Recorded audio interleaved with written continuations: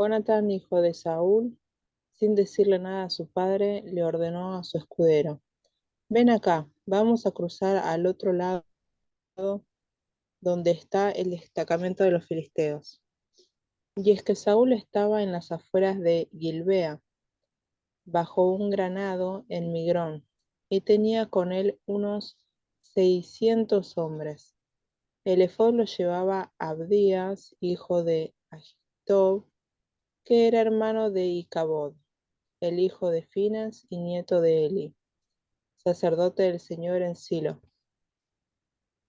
Nadie sabía que Jonatán había salido, y para llegar a la guarnición filistea, Jonatán tenía que cruzar un paso entre dos peñascos llamados Bosés y Sena.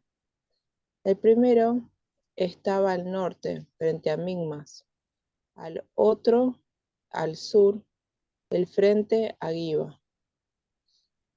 Así que Jonatán le dijo a su escudero: Vamos a cruzar hacia la guarnición de esos paganos. Espero que el Señor nos ayude, pues para Él no es difícil salvarnos, ya sea con muchos o con pocos. Adelante, respondió su escudero. Haga usted todo lo que ha pensado hacer, que cuenta con todo mi apoyo. Bien, dijo Jonatán, vamos a cruzar hasta donde están ellos, para que nos vean. Si nos dicen espérenme a que los alcancemos, ahí nos quedaremos en vez de avanzar. Pero si nos dicen vengan acá, avanzaremos, pues será la señal de que el Señor nos va a dar la victoria. Así pues los dos se dejaron ver por la guarnición filistea. Miren, exclamaron los filisteos, los hebreos empiezan a salir de sus cuevas donde estaban escondidos. Entonces los soldados de la guarnición les gritaron a Jonatán y a su escudero: Vengan acá. Entonces tenemos algo que decirles. Ven conmigo, le dijo Jonatán a su escudero, porque el Señor le ha dado la victoria a Israel. Jonatán trepó con pies y manos, seguido por su escudero. A los filisteos que eran derribados por Jonatán, el escudero los remataba.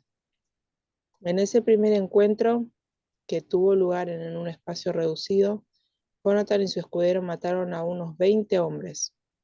Cundió entonces el pánico en el campamento filisteo y entre el ejército que estaba en el campo abierto. Todos ellos se acobardaron, incluso los soldados de la guarnición y las tropas de asalto. Hasta la tierra tembló, y hubo un pánico extraordinario. Desde Gibea de Benjamín, los centinelas de Saúl podían ver que el campamento huía en desbandada. Saúl dijo entonces a sus soldados: Pasen revista a ver quién de los nuestros falta. Así lo hicieron y resultó que faltaban Jonatán y su escudero. Entonces Saúl le pidió a Ahías que trajera el arca de Dios. En aquel tiempo el arca estaba con los israelitas. Pero mientras hablaban, el desconcierto en el campo filisteo se hizo peor. Así que Saúl le dijo al sacerdote: No lo hagas. Enseguida reunió a su ejército y todos juntos se lanzaron a la batalla. Era tal la confusión entre los filisteos que se mataban unos a otros. Además, los hebreos, que hacía tiempo se habían unido a los filisteos y que estaban con ellos en el campamento, se pasaron a las filas de los israelitas que estaban con Saúl y Jonatán. Y los israelitas que se habían escondido en los montes de Efraín al oír que los filisteos huían, se unieron a la batalla para perseguirlos.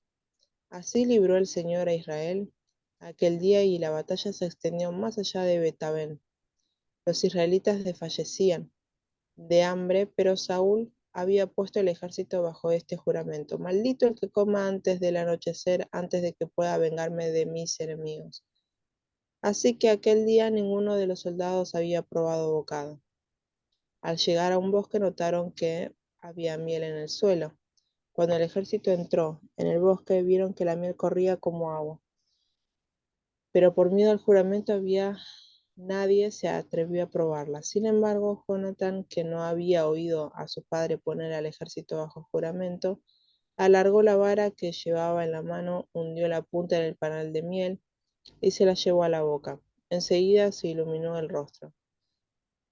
Pero uno de los soldados le advirtió: tu padre puso al ejército bajo juramento solemne, diciendo: maldito el que coma algo hoy. Y por eso los soldados desfallecen. Mi padre le ha causado un gran daño al país, respondió Jonatán. Miren cómo me volvió el color al rostro cuando probé un poco de esta miel. Imagínense si todo el ejército hubiera comido del botín que se le arrebató al enemigo.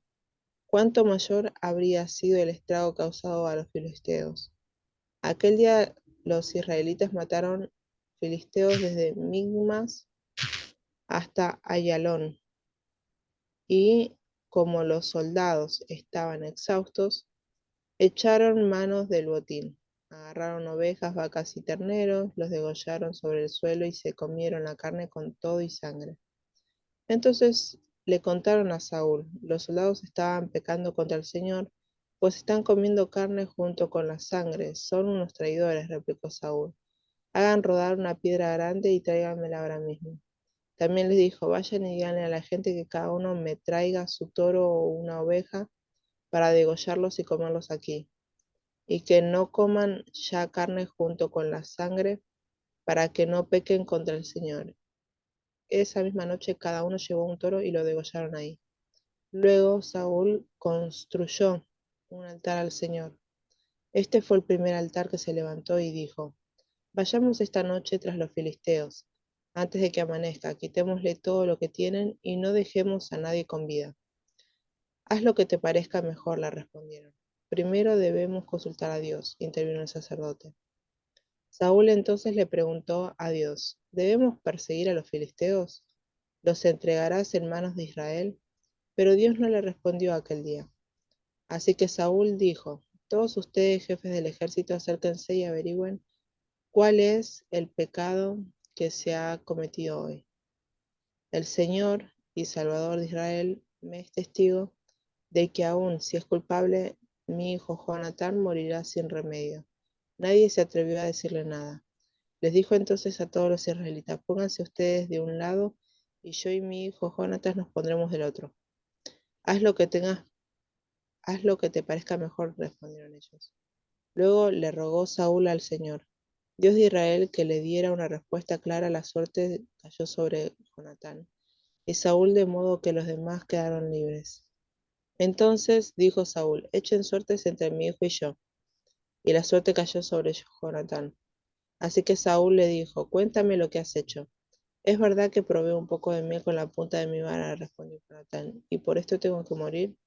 Jonatán, si tú no mueres, que Dios me castigue sin piedad, exaltó Saúl. Los soldados le replicaron: ¿cómo va a morir Jonatán, siendo que le ha dado esta gran victoria a Israel? Jamás. Tan cierto como el Señor vive, que ni un pelo de su cabeza caerá al suelo, pues con la ayuda de Dios hizo esta proeza. Así libraron a Jonatán de la muerte. Saúl, a su vez, dejó de perseguir a los filisteos, los cuales regresaron a su tierra. Después de consolidar su reinado sobre Israel, Saúl luchó contra todos los enemigos que le rodeaban, incluso sobre los moabitas, los amonitas, los edomitas, los reyes de Soba y los filisteos, y a todos los vencía haciendo gala de valor. También derrotó a los amalecitas y libró a Israel de quienes lo saqueaban. Saúl tuvo 3 hijos, Jonatán, Isbi y Malquisúa. También tuvo 2 hijas, la mayor se llamaba Merab y la menor Mical. Su esposa era Ahinoam, hija de Ahimaaz. El general de su ejército era Abner, hijo de Ner, tío de Saúl. Ner y Quis, el padre de Saúl, eran hermanos y ambos eran hijos de Abiamel.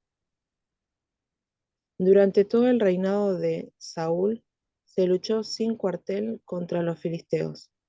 Por eso, siempre que Saúl veía a alguien fuerte y valiente, lo alistaba en su ejército.